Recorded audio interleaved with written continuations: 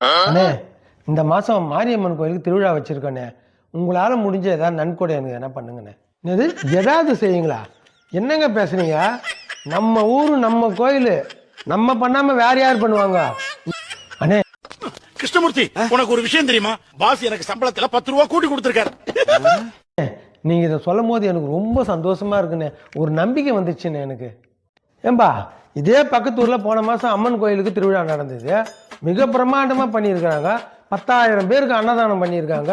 மேலன்னா தாளன்னா வெடின்னா பாட்டு கச்சேரின்னா அந்த அளவுக்கு பண்ணியிருக்காங்களே.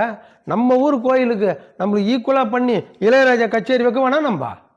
ஆமாண்ணே நீங்க சிறப்பா கொடுங்கண்ணே. நானும் சிறப்பா முடிச்சு கொடுத்துட்றேன். சரி எழுதிங்கப்பா. பேரு ரவீஷ். 101 ரூபாய் எழுதிங்க.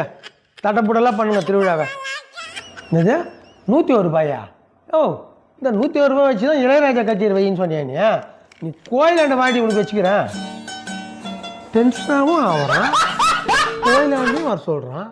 ஒருவேளை நமக்கு பொன்னாடுக்கு நேரம் போட்டு மரியாதை செலுத்துவாங்களோ?